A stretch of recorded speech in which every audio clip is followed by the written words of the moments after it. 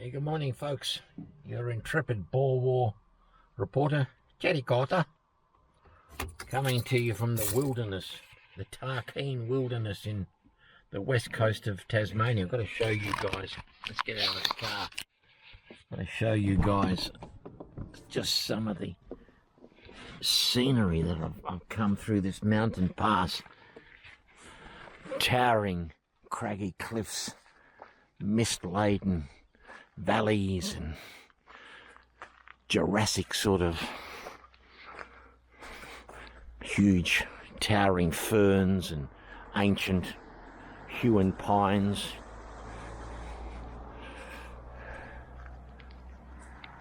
Very windy, curvy road.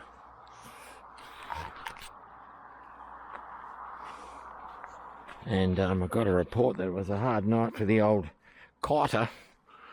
Might be all right when you're in your 20s, but my swag, it took heavy rain for 4 or 5 hours in the afternoon, pelting rain, and then at night, the evening dew in Waratah was as bad as rain. So any part of the canvas you touched when I was sleeping meant that you got wet. So some of my bedding mattress started to take on water. Anyway, that's Lake Plimsoll apparently. It's gorgeous, that mist hanging over.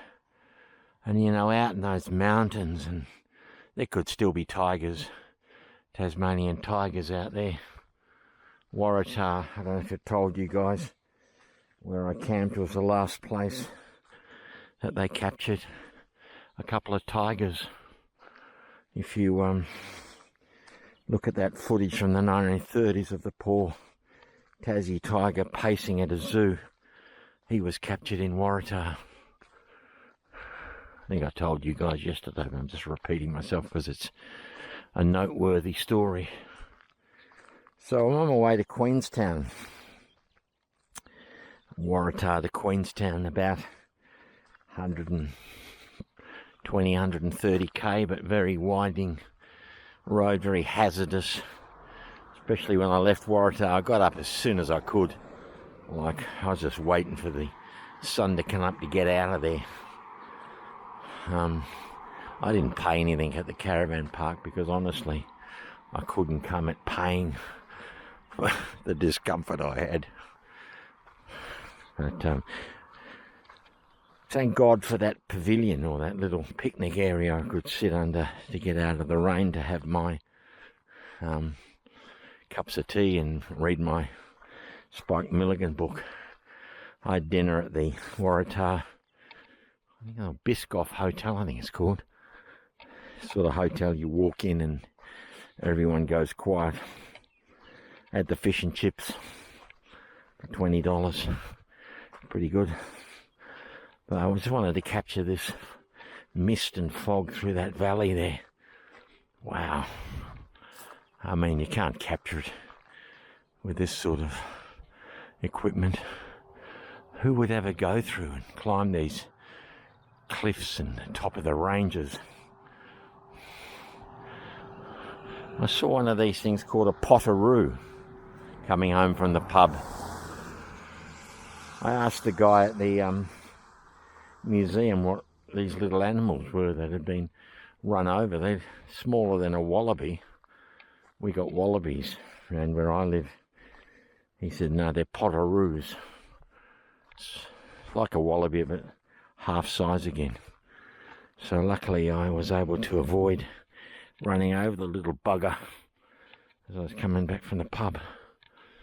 Old Chatty Carter doesn't drink, so you can relax. I wasn't doing anything illegal. Anyway, once you get to Queenstown, there is a Boer War article or a Boer War monument, but it's in the RSL, and I'm not thinking the RSL is going to be open on a Monday morning. But I might stop and have I got some bacon and eggs yesterday at the supermarket. I might stop and have a cook up. Look at that over there, eh? but that's nothing compared to the ones that were back there, as far as the height of the cliff and the forest, the wooded area, the ancient ferns. It's the Jurassic era. All right, well, I've got I've waxed on poetically, so I hope you guys have enjoyed the Tasmanian trip to find evidence of the Boer War and the Tasmanian Imperial Bushmen. Our object tonight is New Norfolk, and then I think hit Hobart tomorrow. That's where the Bushmen left from to go to South Africa on their transport ships. So, yeah, I'll see what accommodate. I'm going to have to get in a motel tonight. I can't sleep everything's just jammed in the car. I just stuffed it in the boot, the swag. It's all wet. So, fortunately, I bought spare warm clothing, warm socks. I've got spares of everything, another pair of track pants. So I'm okay that way. So the old Chetty Cotter is down but not out. We're troopers. We're damn well troopers. All right, looking for evidence of those bloody Boers. Signing off. Yeah, hi guys. I'm in Queenstown. Quite a very wild little remote outback. I'd say a mining operation or logging. But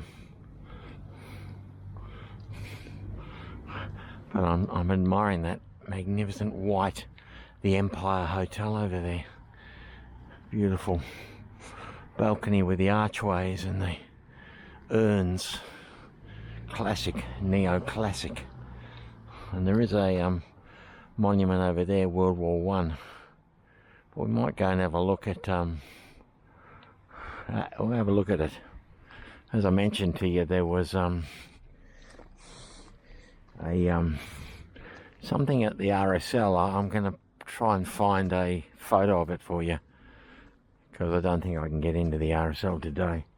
This is the little Queenstown station. This is the little train platform. Looks like a tourist train with a beautiful polished timber inside. But look at the platform, the train platform. There's a cafe, there's a museum. Brian's going to love the stuff I got, the footage. Tickets, museum. And look here for the kids. How does it work? Oh yeah, look, you can move them. I'm not moving anymore, but you can move them to get them up there, and then you can turn them around. Right, for the kids that'll love that.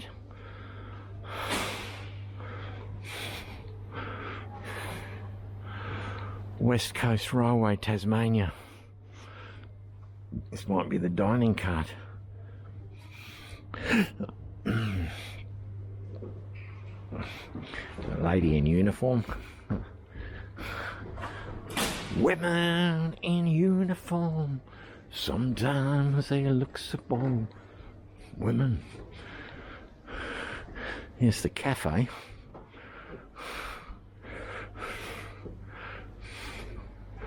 We'll see.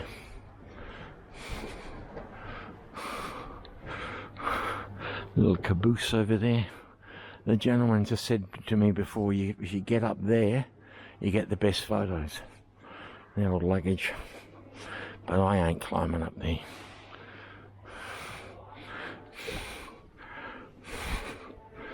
I wonder if there's anything. Tracks cafe. It just says cafe.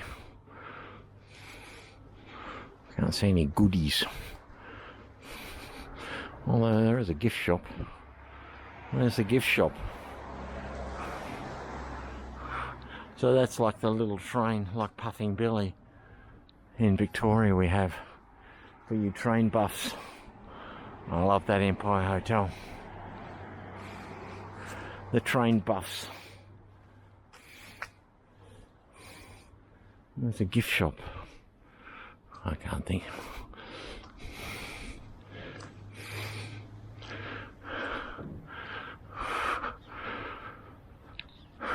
The old, looks like the station master's house over there. It's for sale. If you want to come and live in Queenstown, there's a big railway clock. You want to live in Queenstown, live in the old railway station master's office. I'll go and ask at the cafe where the gift shop is. I think it's in here. I'll go and ask. See if we can get Brian something railways inspired. Oh, that's where the line goes. Looks like it goes across to almost to the ocean. Mount Dundas Reserve.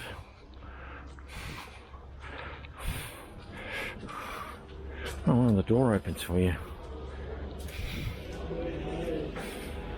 Oh, it's nice and warm in here.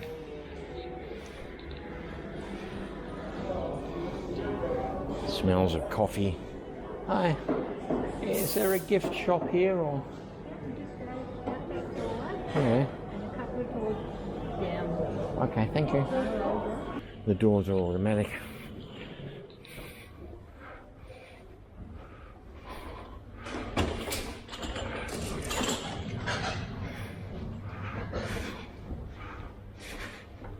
Oh man. So it's about 260 kilometres to get to Hobart from here. I don't know. It doesn't seem very much. Oh, there's the gift shop. Also where you get your train tickets. Oh, this is more like it. Look at this. Wow.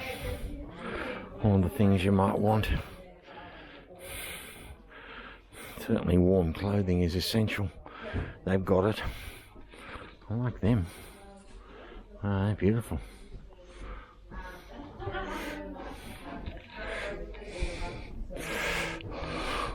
Trains, mugs. Is Brian gonna?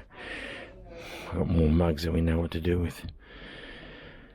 Tea towels. Alright, I'll turn it off while I do my perusing for a gift. So I got a couple of fridge magnets at the gift shop, and I'm crossing the road at the Empire Hotel. And they've got a few goodies you can buy, sort of locally made curios, perhaps some ferocious looking knives, beanies would be much in use around here. You'd need a beanie. Look at this. Look at the entrance to the Empire. We don't know when it was built. Presumably at the time of the Empire. Oh, we're going to go and look at this monument. Oh man. Oh. And then we might go up. We'll go up the main street there. And oh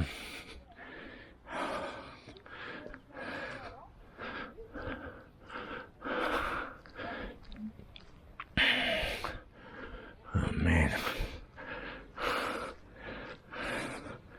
There might be some mention of the Boers. Oh yeah, there is. Not much, but there is a little. Let's go over and have a look.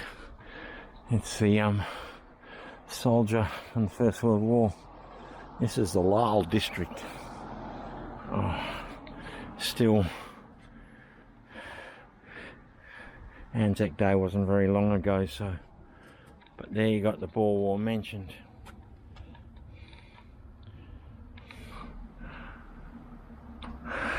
It's a nice one, isn't it?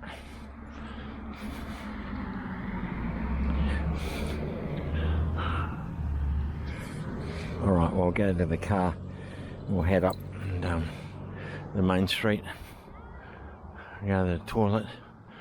Oh man. Okay. Well, just doing research for this video and looking for some images of the plaque in the RSL at Queenstown, Tasmania.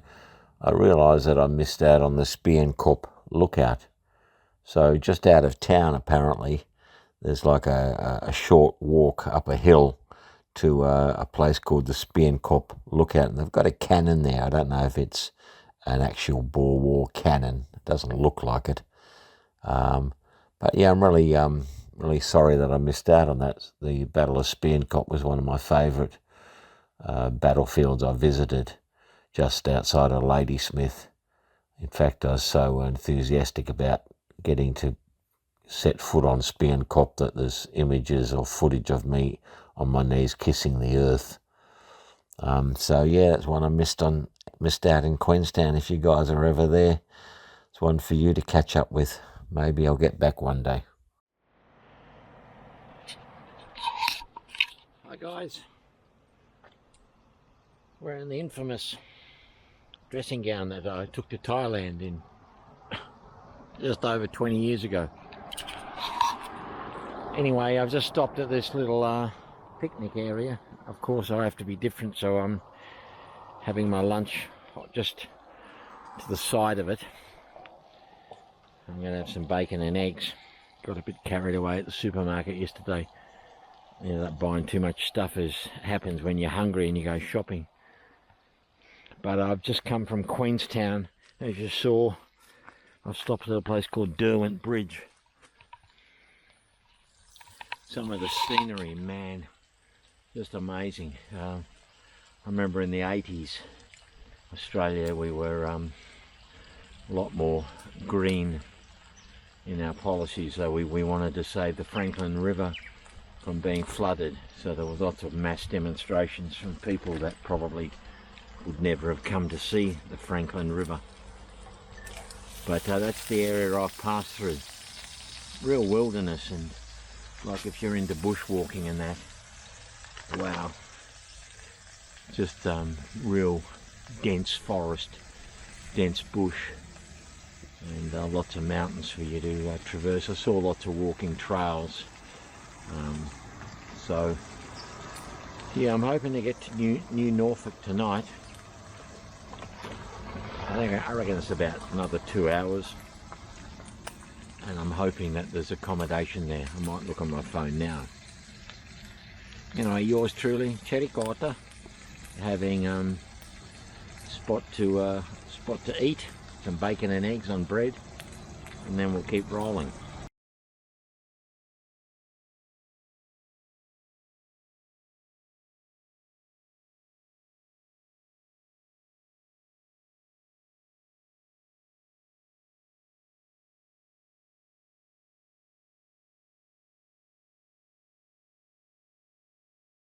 Kritzinger defeated and Commandant J.L.P. Erasmus captured the 13th to the 16th of August 1901. Charles Cawthorne of the 2nd Tasmanian Imperial Bushman wrote in his diary of the attack on Greater's Kraal, 13th of August 1901, quote, "We started off at 4 a.m. in a thick fog. At 8 a.m, 4 of us sighted Kritzinger's commando of 200 trekking across the veldt, below the kopje we were scouting on. We reported to the column a couple of miles back and also to the main body of scouts and watched them camp, and then lay low and waited for the column to come up. We engaged them at 2 p.m. and fought them till dark, leaving Commandant Kashit and several others dead, and Commandant Erasmus and some more prisoners. Among the prisoners was van Rensburg, Kritzinger's secretary. Tom Lyle, also of the 2nd Tasmanian Imperial Bushman, and Cawthorne's close friend, was with him on this occasion. He confirmed a great deal of what Cawthorne had to say. Quote, My mate and I were about 3 miles away from the other scouts flanking when we saw the advanced scouts of the Boers, about 1,500 yards off. They did not see us, so we retired back to the rest of the scouts and followed the commando, keeping under cover of the ridges and koppies until it camped. We then took up a position where we could watch the Boers without being seen. They turned their horses out to graze, sent out pickets to a koppie where they could get a good view of the country. From where we were, we could see them relieve their posts of observation and send out patrol parties. We watched them for about 3 hours until our forces came up. The column was soon perceived by the Boers, and a general stir could be seen in the laager. The British guns were soon brought into action and commenced shelling. The Boer horses, not being in too good a condition, compelled the Boers to take advantage of every position and hold it as long as they could. The skirmish lasted until dark. 4 Boers were killed, including a commandant, and 4 captured. One of them was Commandant Erasmus. Next day, at 1 o'clock, we located them again at a farmhouse and got the column up again, and their rearguard made a fight for it. They held a rocky ridge, and we advanced until they opened fire, when we laid out and returned it. I was very tired, having had very little sleep for 2 nights and trekking hard all day. Presently we got the order to cease fire, although the Boers were still peppering away at us, and I crawled behind an ant heap and went to sleep. Presently I heard someone calling, "Thornton, wake me when we move on. I can't keep awake." It was Sergeant D of the Scouts, who always calls me by that name. Needless to say, there were many bullets flying, although one of the Cape police horse holders who was sitting on his horse well to the rear was shot through the stomach and died afterwards.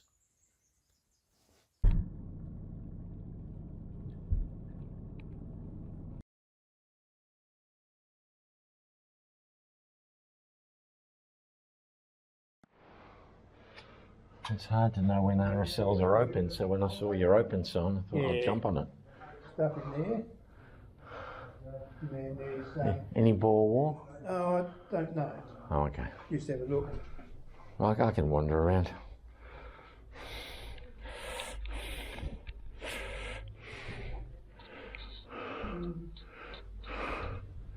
And there's a room in there too, is there? I'll just spend a few minutes looking around. Thank you.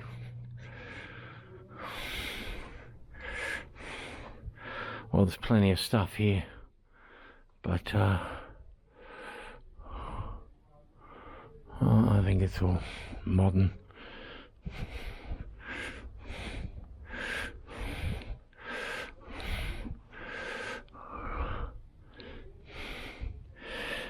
But, you know, I'm in New Norfolk, and there is definitely a Boer War monument here. So we're going to go and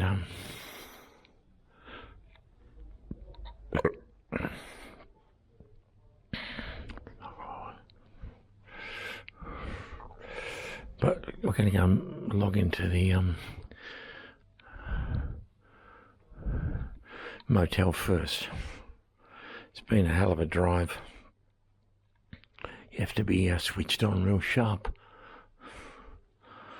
to get through those mountain passes, the hairpin bends, and oh, there's a bit more stuff out here, but I think, oh, there's a guy. I can see one. I think Sapper. No, he's Gallipoli. That old frame and that old uniform, and that had me fooled. These are probably a 303, like they would have used against the bloody Boers. I reckon this might be. Can't read it. Oh, that's the Great War. It's got the crossed. What's this? Can't see. France. Okay, that's old stuff. There might have been even. He's probably a veteran of the Boer War. I love this stuff. But it's all World War One.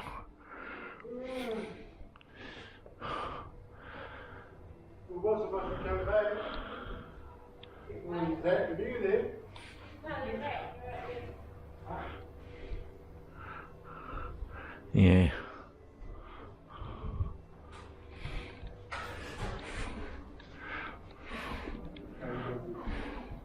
Alright, I gotta go and get my motel.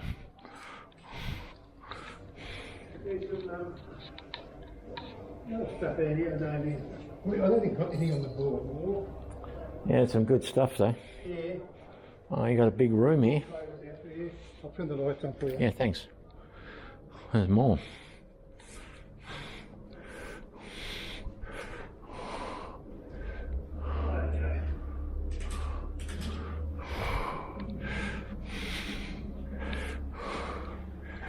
All the badges, medals.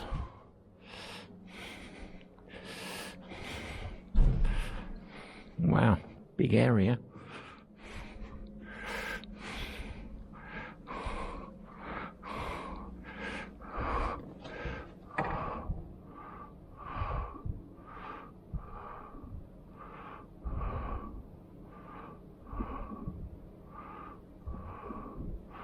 Can't see though, can't read, and my eyes aren't that good. I think he's...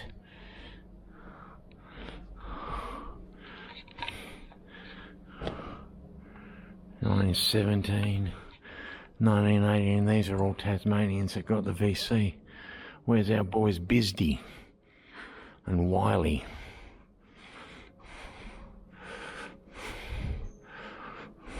I love that shot. Light horse at Giza.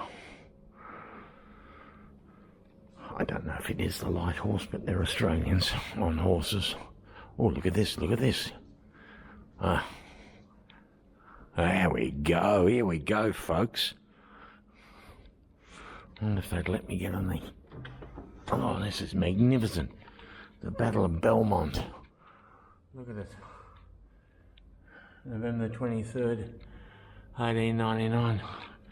They're all redcoats. There's the cavalry charging off to the left, and we're pounding with the artillery boys.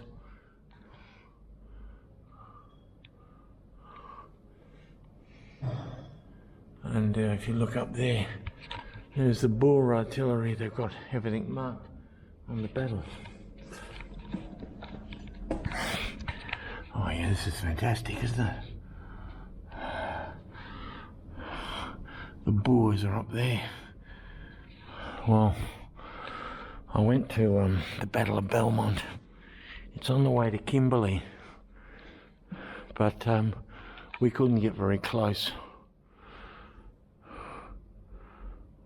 Australians, we lost a few Australians there. I'll tell the man about that. We could see the hilltop from the road. Right.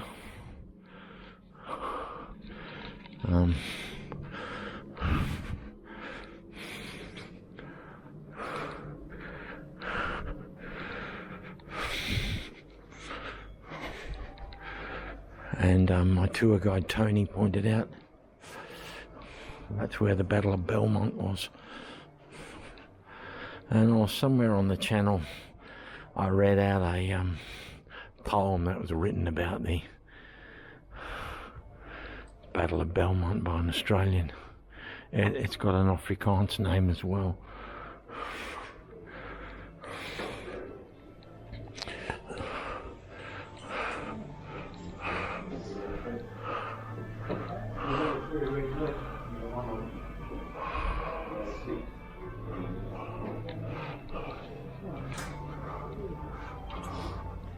I found something. There's a framed photo of the Battle of Belmont. Oh, yeah. Yeah, superb. Well, I don't think I've got this the other day.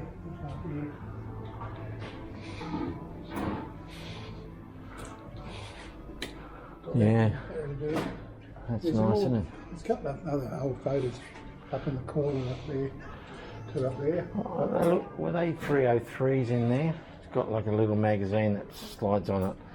Would that be a Lee Metford or something? Where did I see it? There's in here, something in there, 303s, in there, a bit Yeah. on the wall. Yeah, on the wall. Can't see it here yet. Oh, yeah, here it is. Yeah. Would that be World War One or earlier? Is it a 303 or? That's 303, yeah. That's 303. Will it be First World War? I'd say that'd be First World War, but Yeah. well, at the top that'd be 303 too, because that'd be an older one by the look of it. Yeah. This one here, I don't think it's 3. Oh, Right. They got that real little magazine that slots in. yeah. All right. Well, what's this? Oh, that's Gallipoli. Okay.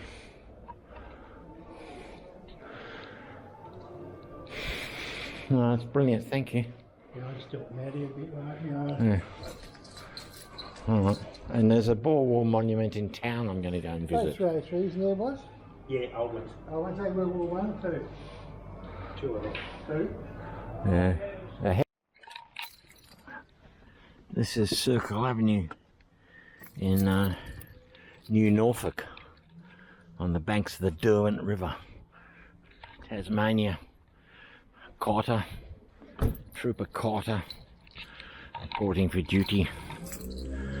We're on the lookout for Boers.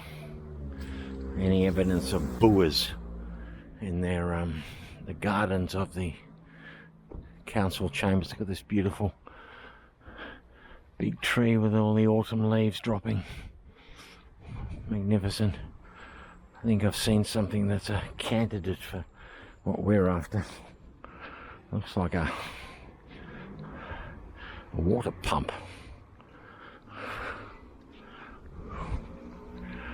The building 1935. Once again, Art Deco. The Great Gatsby.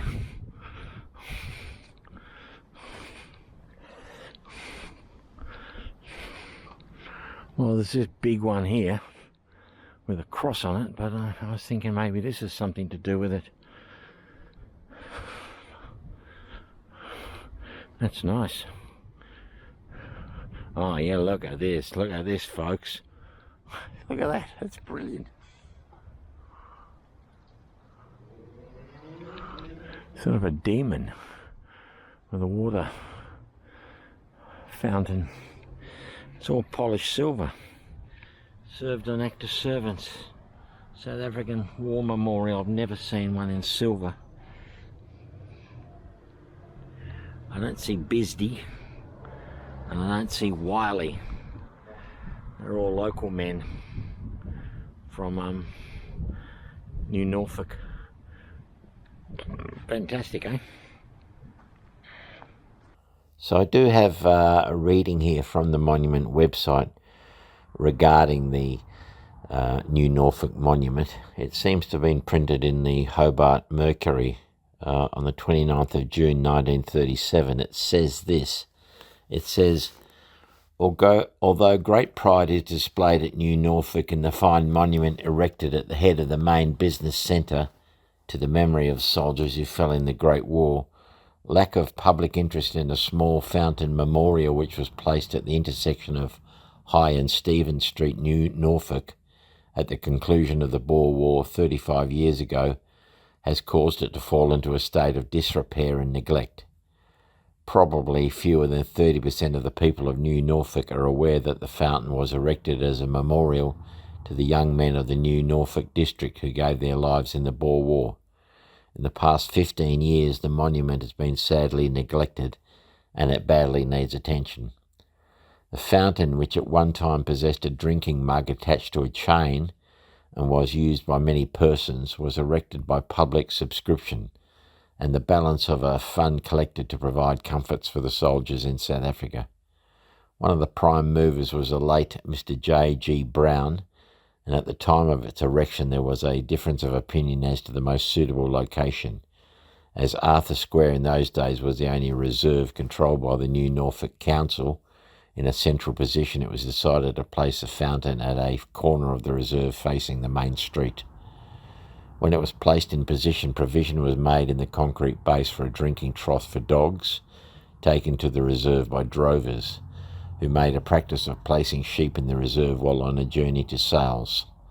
The cost of the monument was about £40, and for years it was considered an acquisition for the township and a fitting memorial to the soldiers. The dilapidated state into which the monument has been allowed to drift does not reflect credit on the township, and it needs attention. One suggestion is that the monument might be removed to the park, which has been established at the council chamber, so that it can be placed under supervision and given attention.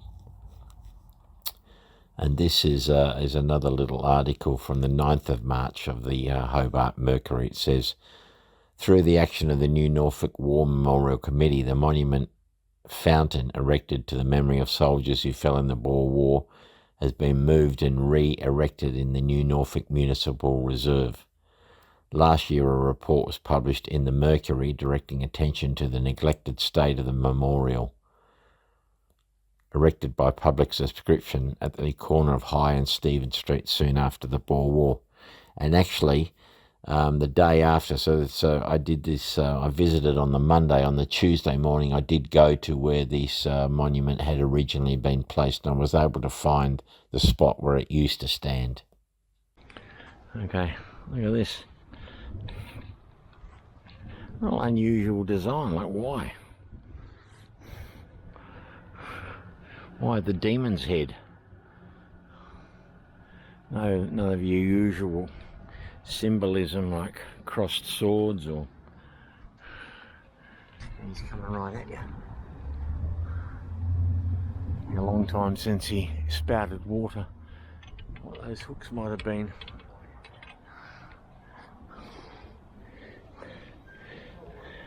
As I discovered in Waratah yesterday, that lantern outside the old council office, that had been moved. It had been in storage. Oh, I think you guys know that. I'm just repeating myself. Something at the top there. Oh, that's fantastic. I'll get a photo.